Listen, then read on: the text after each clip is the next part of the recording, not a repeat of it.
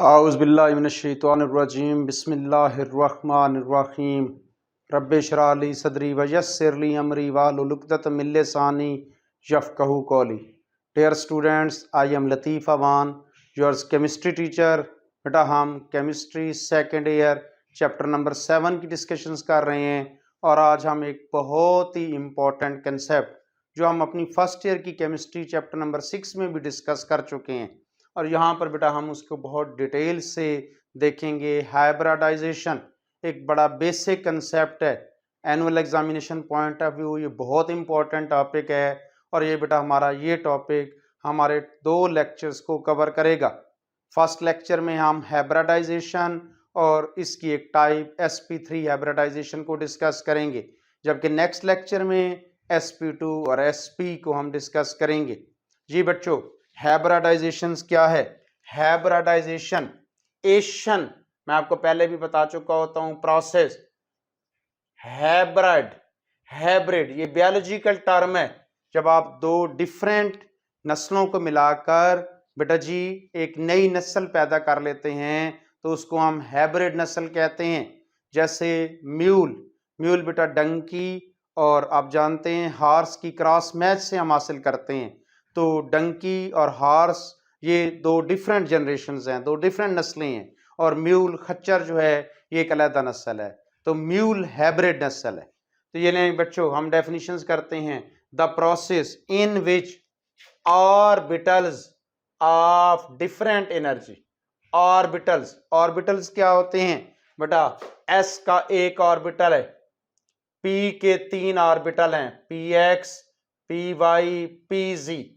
D के 5 orbital हैं, D X Y D Y Z D Z X D X square minus Y square D Z square. ये लें जी, ये orbitals हैं बेटा, ऑर्बिटल्स ऑफ डिफरेंट एनर्जी। वो ऑर्बिटल्स जिनकी एनर्जी डिफरेंट होती है एंड डिफरेंट शेप, और शेप भी डिफरेंट होती है, और मिक्स टुगेदर आपस में मिलें to form a new set of equivalent orbitals. Equivalent एक जैसी एनर्जी के नए ऑर्बिटल्स बना दें of exactly same energy and same shape. जो नए ऑर्बिटल बने बच्चों, अगर उनकी एनर्जी भी सेम हो, शेप भी सेम हो, इस प्रोसेस को हम हाइब्रिडाइजेशन कहते हैं। हाइब्रिडाइजेशन एक ऐसा प्रोसेस है जिसमें वो ऑर्बिटल्स जिनकी एनर्जी डिफरेंट है, जिनकी शेप डिफरेंट है, आप उन्हें मिक्सअप करें, new set of equivalent orbitals बनाएं, उतने ही नए ऑर्बिटल्स का सेट बनाएं जितने मिक्स हुए। हाँ, जो नए ऑर्बिटल्स बने उनकी एनर्जी भी सेम हो, उनकी शेप भी सेम हो, इस प्रोसेस को हम हाइब्रिडाइजेशन कहते हैं। बेटा हाइब्रिडाइजेशन की डिफरेंट टाइप हैं, sp3 hybridisation, sp2 hybridisation, sp hybridisation, dsp2, d2sp3। लेकिन हमारे सिलेबस में ना ये सिर्फ 3 टाइप्स हैं। हम फर्स्ट ईयर में भी इन तीनों को डिस्कस करते हैं और सेकेंड ईयर में भी। बल्कि हमने फर्स्ट ईयर में तो जो बाकी हमारे पास सेंट्रल एटम थे कार्बन के अलावा, उनकी हाइब्रिडाइजेशन भी डिस्कस की थी। लेकिन बेटा सेकेंड ईयर में हम सिर्फ और सिर्फ कार्बन की हाइब्रिडाइजेशन, याद रखिएगा ये जो हाइब्रिडाइजेशन करता है ना ये सिर्फ सेंट्रल एटम करता है। अब बच्चों इधर देखिएगा जी, हमारे पास हम सबसे पहले sp3, और sp3 में ना हमारे पास 3 एग्जांपल हैं जो हमारे सिलेबस में हैं। CH4 हम मीथेन में हाइब्रिडाइजेशन डिस्कस करेंगे, C2H6 हम ईथेन में बेटा हाइब्रिडाइजेशन डिस्कस करेंगे, CH3Cl हम क्लोरोमीथेन में हमारे पास जो है हम हाइब्रिडाइजेशन करेंगे, डिस्कस करेंगे, जिसे मिथाइल क्लोराइड कहते हैं।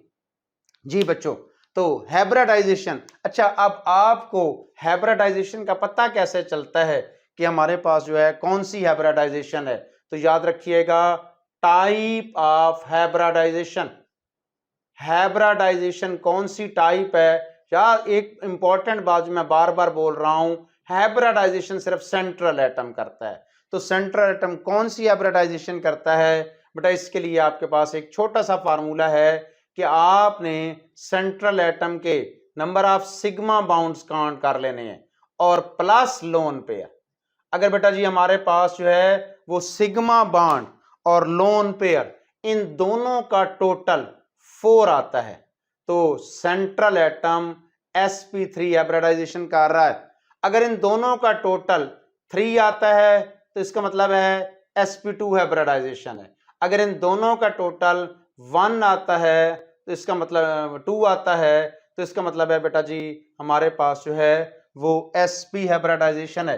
अब कार्बन में लोन पेयर तो होता नहीं है तो आप कार्बन के सिग्मा बॉन्ड देखते जाएंगे। सिग्मा बॉन्ड, अगर सिग्मा बॉन्ड कार्बन 4 बना रही है तो इसका मतलब है वहां sp3 हाइब्रिडाइजेशन है। अगर कार्बन 3 सिग्मा बॉन्ड बना रही है वहां sp2 हाइब्रिडाइजेशन है। अगर कार्बन वहां जो है वो 3 सिग्मा बॉन्ड बना रही है तो sp2 है। अगर कार्बन 2 सिग्मा बॉन्ड बना रही है तो sp हाइब्रिडाइजेशन है। जी बच्चों देखिएगा जी, सबसे पहले हम स्ट्रक्चर डिस्कस करते हैं CH4 मीथेन। अच्छा, मीथेन में आप देख सकते हैं कि कार्बन के साथ 4 हाइड्रोजन हैं। इसका मतलब है कार्बन जो है मीथेन में each carbon in methane is sp3 hybridised. Each carbon, एक ही कार्बन है हमारे पास, carbon in methane in CH4 is sp3 hybridised. हमारे पास जो मीथेन में कार्बन है वो sp3 हाइब्रिडाइज्ड है। अब आपको सेंट्रल एटम का पता चल गया कि sp3 हाइब्रिडाइज्ड है। अच्छा बच्चों, ये जो sp3 हाइब्रिडाइजेशन होती है ना,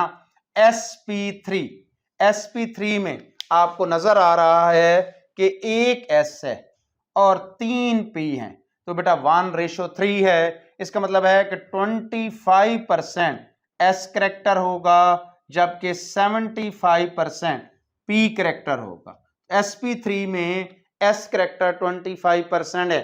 हम आगे जब जाएंगे अपने नेक्स्ट लेक्चर्स में तो आप देखिएगा जितना जो है वो s करेक्टर बढ़ता जाता है उतना एसिडिक करेक्टर बढ़ता जाता है। तो बेटा इसका sp3 मतलब है इसमें एसिडिक करेक्टर, ऐसे कंपाउंड्स या ऐसे मॉलिक्यूल जहां पर sp3 हाइब्रिडाइजेशन होती है वहां एसिडिक करेक्टर बहुत कम होता है। जी बच्चों देखते हैं जी, अब कार्बन में हम हाइब्रिडाइजेशन को डिस्कस करने लगे हैं। कार्बन का एटॉमिक नंबर 6 है, 1s2 2s2 2p1x 2p1y और 2p0z।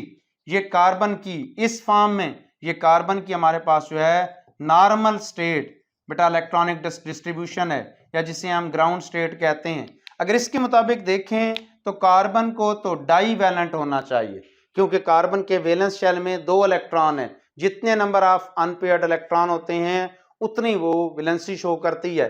कार्बन तो डाई वैलेंट नहीं है, कार्बन तो टेट्रा वैलेंट है। इसका मतलब है कि बेटा कार्बन में s से एक इलेक्ट्रॉन जो है वो p में चला जाएगा। जब p में जाएगा तो ये क्या हो जाएगा 1s2 2s1 2p1x 2p1y 2p1z। अब ये कार्बन की एक्साइटेड स्टेट है। यहां पर ये जो इलेक्ट्रॉनिक कॉन्फ़िगरेशन बेटा हमने दिखाई है ये कार्बन की एक्साइटेड स्टेट की इलेक्ट्रॉनिक डिस्ट्रीब्यूशन है। अब आप देख सकते हैं कि हमारे पास जो है मीथेन में कार्बन sp3 हाइब्रिडाइजेशन करती है, मतलब एक s और 3 पे आपस में मिलेंगे sp3 हाइब्रिडाइजेशन करेंगे।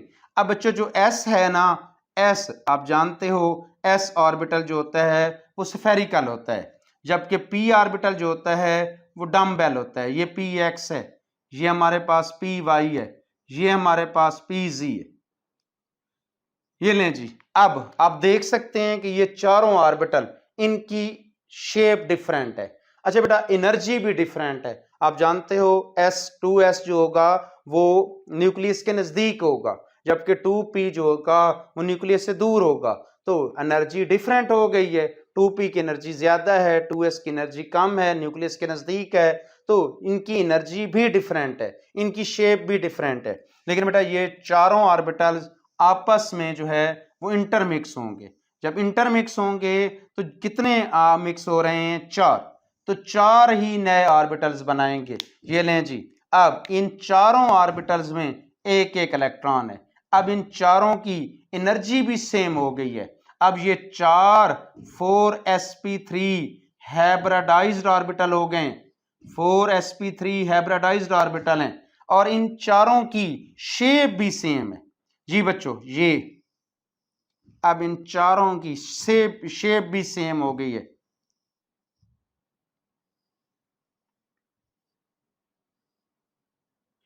ये लें जी, अब ये 4sp3 हाइब्रिडाइज्ड आ गए हैं, तो इन मीथेन जो है कार्बन जो है वो sp3 हाइब्रिडाइज्ड है। अब 4 हाइब्रिडाइज्ड ऑर्बिटल हैं कार्बन के पास, तो ये देखें हम कार्बन को शो करते हैं तो कार्बन के ये 4sp3 हाइब्रिडाइज्ड ऑर्बिटल, एक sp3 हाइब्रिडाइज्ड ऑर्बिटल, ये छोटी लूप ये बड़ी लूप। अब ये दूसरा sp3 हाइब्रिडाइज्ड ऑर्बिटल, ये बड़ी लूप और बेटा इसी के ऊपर छोटी लूप, ये sp3 हाइब्रिडाइज्ड ऑर्बिटल, ये छोटी लूप इसी के ऊपर बड़ी लूप, ये sp3 हाइब्रिडाइज्ड, ये छोटी लूप और ये इसके ऊपर बड़ी लूप। ये लें ये 4sp3 हाइब्रिडाइज्ड ऑर्बिटल्स आ गए।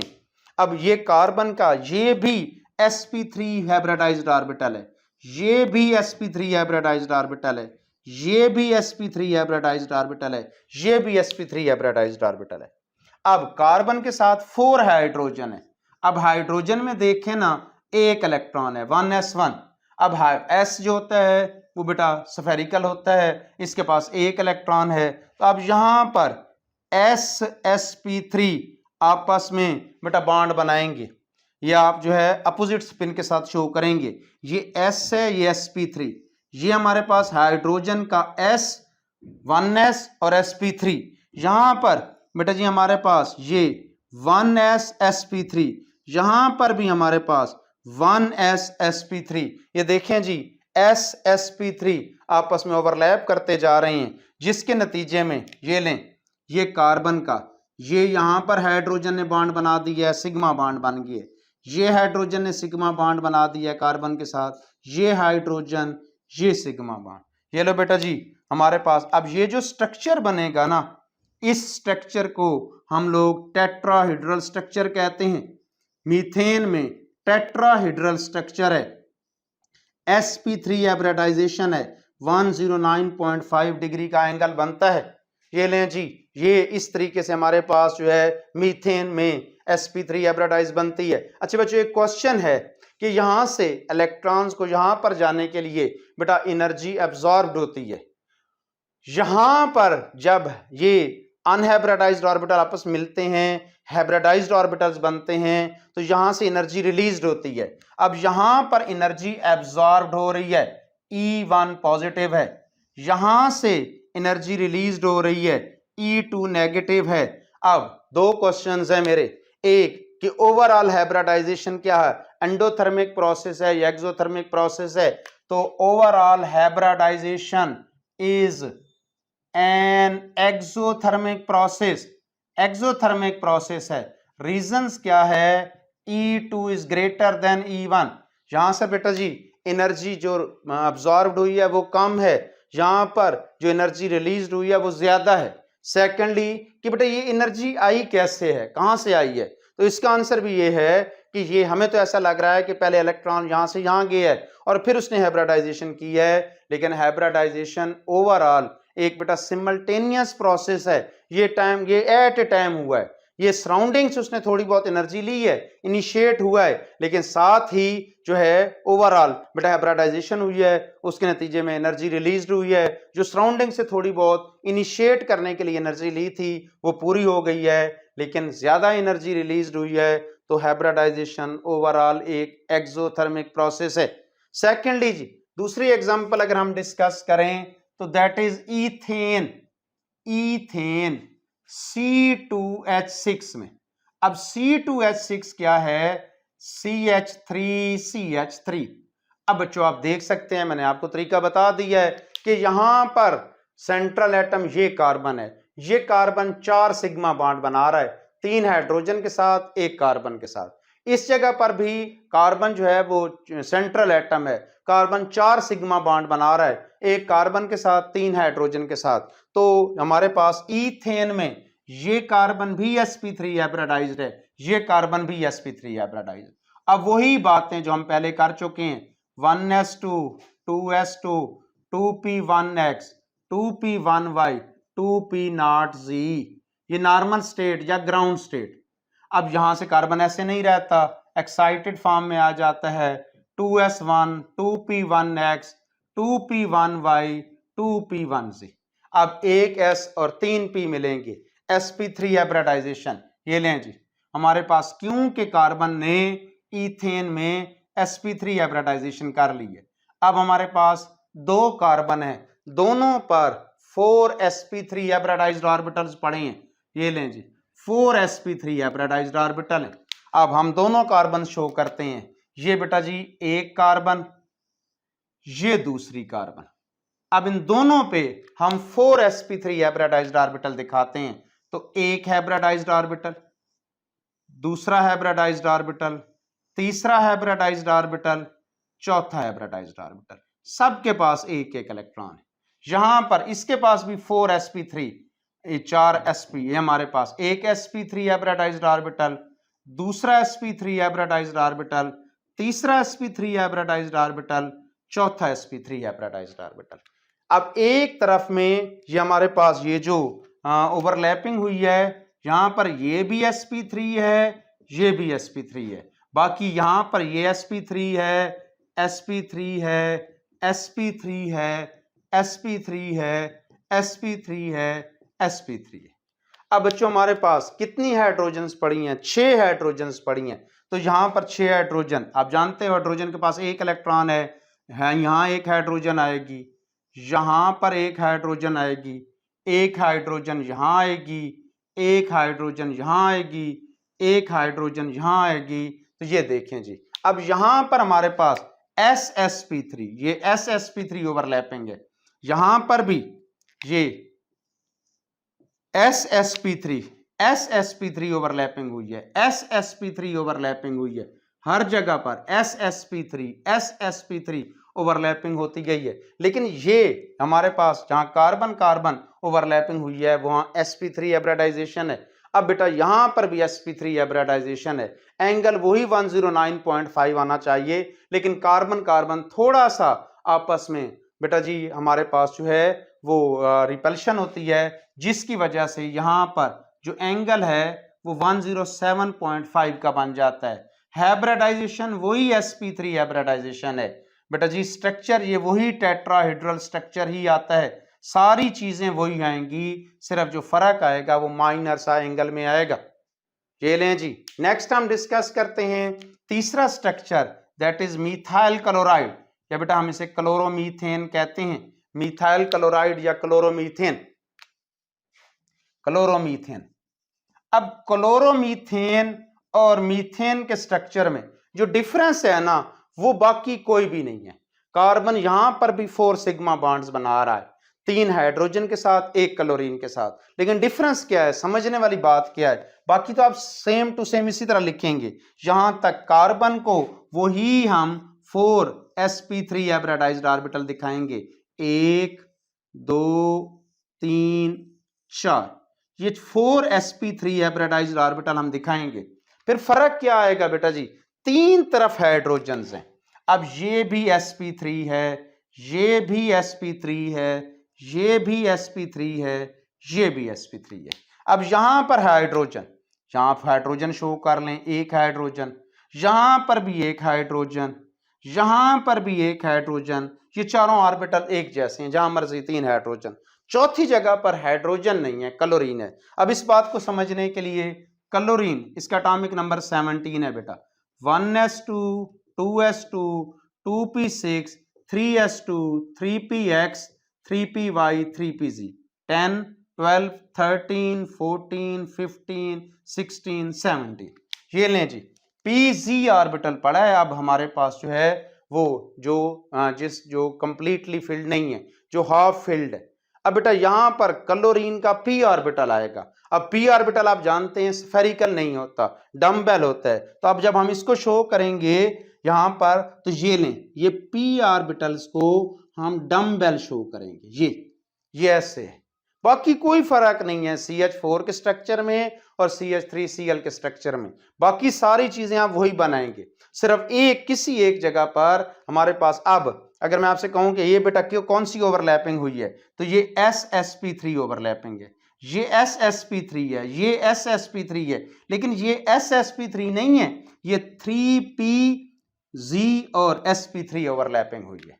बाकी सारी चीजें यही हैं, स्ट्रक्चर बाकी वही बनेगा। यहाँ हाइड्रोजन है, यहाँ हाइड्रोजन है, यहाँ हाइड्रोजन है, यहाँ क्लोरीन शो कर देंगे, स्ट्रक्चर वही हमारे पास टेट्राहेड्रल स्ट्रक्चर ही बनेगा। हमारे पास एंगल वही 109.5 डिग्री का आएगा। हमारे पास हाइब्रिडाइजेशन वही sp3 हाइब्रिडाइजेशन होगी। बाकी सारी चीजें सेम टू सेम है, सिर्फ जो ओवरलैपिंग दिखानी है वो किसी एक हाइब्रिडाइज्ड ऑर्बिटल के साथ 3pz की दिखानी है। ये हमारे पास जो है वो आज हाइब्रिडाइजेशन में हमने, हाइब्रिडाइजेशन क्या होता है, इसकी sp3 बेटा टाइप ऑफ हाइब्रिडाइजेशन, जिसमें 3 स्ट्रक्चर्स हमने, मीथेन का स्ट्रक्चर, इथेन का स्ट्रक्चर और मिथाइल क्लोराइड का स्ट्रक्चर, ये जिसे हम क्लोरोमीथेन कहते हैं, का स्ट्रक्चर हमने डिस्कस किया। उम्मीद है आपको मेरी बातें समझ आई होंगी। अपने नेक्स्ट लेक्चर में इंशाल्लाह ताला हम sp2 और sp की डिस्कशंस करेंगे। अल्लाह पाक आप लोगों का हामी और नासिर हो, दुआ में याद रखिएगा बेटा जी। अल्लाह हाफिज।